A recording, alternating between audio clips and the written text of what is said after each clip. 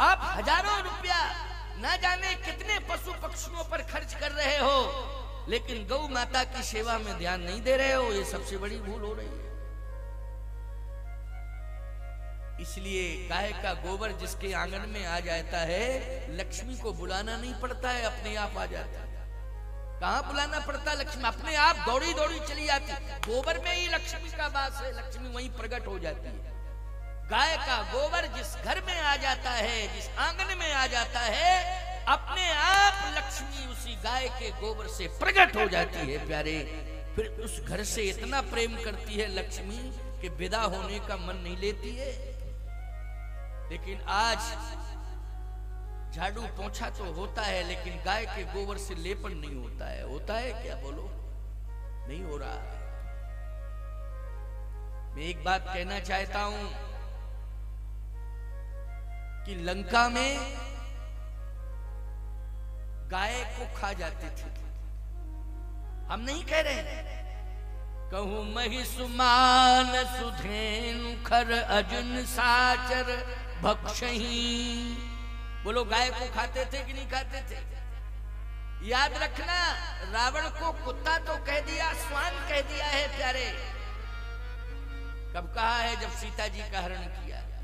इसका मतलब है नारी का सम्मान नहीं है लंका में, गाय का सम्मान नहीं है लंका में, साधु का सम्मान नहीं है लंका में। अगर साधु का सम्मान होता तो विभीषण जैसे संत को लात मार के नहीं निकालता रावण। बोलो, गलत कह रहा हूं? जब से सीता जी आई तब से असगुन हुआ, स्वान कहा और विभीषण के लात मारी, तो गोस्वामी तुलसीदास जी महाराज ने लिखा कि रावण जबहि विभीषण त्यागा, ओ भयउ विभव बिन तबहि अभागा। बोले, जैसे ही संत विभीषण को लात मार के रावण ने भगाया तो भयउ विभव बिन तबहि अभागा। बोले, अभागा हो गया, वैभवहीन हो गया, अभागा हो गया। इसका मतलब है संत का अपमान, नारी का अपमान और गौ माता का अपमान जहां होगा वहां वैभवहीन हो जाएगा समाज, वहां समाज का विनाश हो जाएगा। इसलिए 3 बातों पर विशेष ध्यान देना है। गौ का सम्मान करना है, संत का सम्मान करना है, और किसका सम्मान बताया? भूल गए। नारी का सम्मान करना है। अब हम तुम लोगों से कहलवाना चाहते थे, लेकिन हम ही को कहना पड़ा। हम तो जब हम ही बता रहे हैं तो हमको पता नहीं है। नारी का सम्मान, गौ का सम्मान और संत का सम्मान, ये 3 सम्मान होने चाहिए। गाय को ग्रास मिलना चाहिए, संत को भोजन मिलना चाहिए, गौ को ग्रास मिलना चाहिए कि नहीं? और नारी का पोषण होना चाहिए। अगर इस प्रकार की परंपरा समाज में रहेगी, उस समाज को कोई नष्ट नहीं कर सकता है, चाहे जितनी कोशिश कोई करे। नमक ग्रह प्रतिकूल भी हो जाए तो मैं दावे के साथ कह रहा हूं, ये नमक ग्रह आपको प्रभावहीन नहीं कर पाएंगे, भले ही प्रतिकूल क्यों ना हो जाए। लेकिन 3 बातों पर सदा विचार करना, ये मेरा उपदेश है आपके लिए, पूरे समाज के लिए। क्या है? उपदेश है, निर्देश है, संदेश है, आदेश है। इसलिए इसका पालन करना। आज लंका में सीता जी पहुंच गई। क्या कर रही हैं लंका में? एक वृक्ष के नीचे बैठी हैं, रो रही हैं बैठी बैठी। कृष्ण शीस, कृष्ण शीस जटा, जटा एक बैनी, और जपत हृदय रघुपति गुण श्रेणी। कृष्ण शीस जटा एक बैनी। याद रखना, सीता जी के केसों की एक ही जटा बन गई। अब बोलो, ये असगुण है कि नहीं? सुहागवती नारी के केसों की जटा बननी चाहिए क्या? बोलो जल्दी बोलो, ये असगुन है। सीता जी सुहागवती है, लेकिन कृष्ण तन शीस जटा एक बहनी, केस उलझ गए, जटा बन गई। सावधान, जब से प्रभु राम से दूर हुई है सीता जी, श्रृंगार नहीं किया हुआ।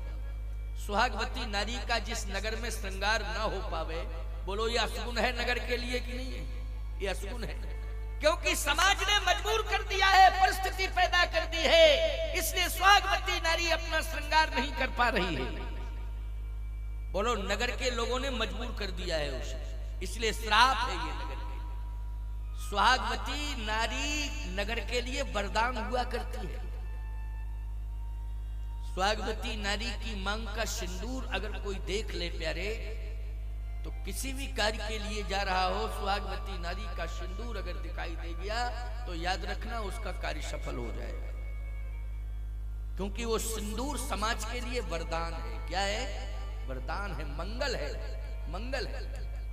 इसलिए बिना सिंदूर के कभी सुहागवती नारी को रहना नहीं चाहिए, याद रखना। यही सबसे बड़ा श्रृंगार है, इसी को श्रृंगार कहते हैं। मांग में सिंदूर है, यही श्रृंगार है। आज बहुत से श्रृंगार तो हो रहे हैं, लेकिन सिंदूर छिपा है, दिखाई नहीं दे रहा है। और इतना हल्का सिंदूर लगाती है कि वो पता नहीं चलता है। पहले क्यों भाई, सिंदूर दूर से ही दिखाई देता था कि नहीं दिखाई देता था? है? दूर से ही दिखाई देता था। रेड का निशान खतरा, लाल लाल निशान खतरा है? क्यों भाई? सावधान, आजकल तो पता ही नहीं चलता है। अच्छा वो जो लगता है ना सिंदूर, वो बीच में मांग में लगना चाहिए, पता नहीं टेढ़ा टाढ़ा लग जाता साइडों में, इधर उधर। हाँ क्यों, गलत कह रहा हूं क्या? साइड में लगता है टेढ़ा टाढ़ा, जिससे कोई देख ना ले। अरे सिंदूर छिपाने के लिए है, नहीं है प्रकट करने के लिए है, जिससे समाज ये समझ जाए कि अधिकार प्राप्त नारी है। बोलो भाई, संरक्षण प्राप्त नारी है, संरक्षण किसी ने दिया है, ये सिंदूर सिद्ध कर देता है। याद रखना, माता जानकी को सिंदूर प्रिय है। सत्य तो यह है प्यारे, भगवान श्री राम जिस दिन सीता जी का हरण हुआ, उस दिन मांग में सिंदूर था, और वही सिंदूर 14 महीने तक रहा लंका। याद रखना, वही सिंदूर रहा। वो सिंदूर जो है बार बार कवच बनकर के सीता के सम्मान की रक्षा करता था। इसलिए नारी का सिंदूर कवच है। नारी का सिंदूर क्या है? कवच है। मांग में सिंदूर होना चाहिए, ये कवच है तुम्हारे लिए। कवच का काम है रक्षा करना। कवच का काम क्या है? रक्षा करना। कवच का काम संरक्षण देना भी, और कवच का काम रक्षा करना। और ये भारतीय सनातन संस्कृति में ही नारी सिंदूर लगाती है। पाश्चात्य संस्कृति की नारी सिंदूर नहीं लगाती। विदेशी महिला को, कभी किसी विदेशी महिला को देखना, जब पर्यटक बनकर के भारत में आते हैं पर्यटन करने, तो उन महिलाओं को देखना वो सिंदूर नहीं लगाती हैं। उनको वहां परंपरा ही नहीं है सिंदूर की। क्यों? हमारे यहाँ सिंदूर इसलिए नारी को दिया जाता है मंडप के नीचे, क्योंकि नारी संस्कारों को स्वीकार कर रही है। विवाह क्या है? एक संस्कार है। हमारे यहाँ भारतीय सनातन परंपरा में विवाह क्या है? संस्कार है। जैसे आज बहुत शादियां हैं, बोलो आज बहुत शादियां हैं।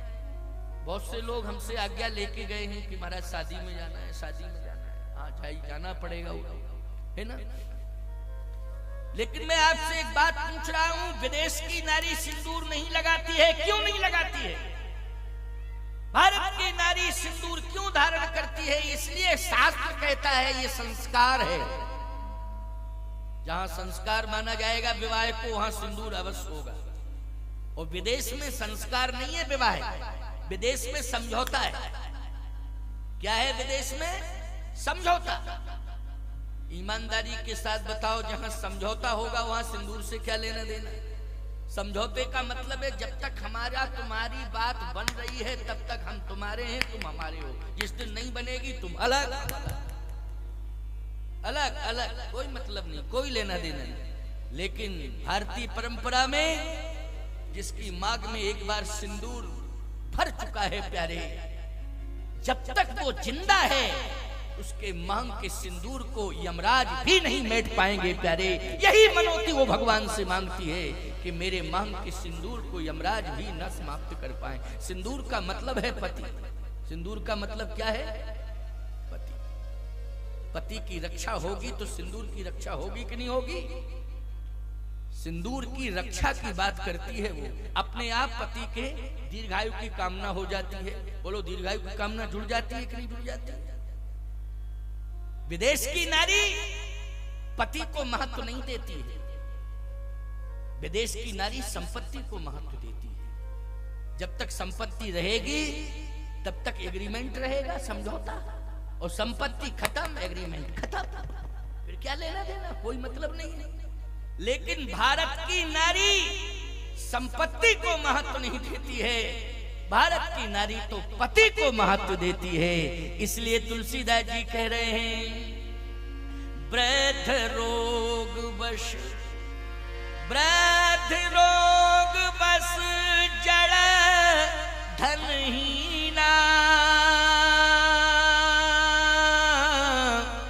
ओ अंध बधिर लोभी अति दीना, ऐसे पति कर किए अपमाना, नारी पाव जमपुर दुख नाना।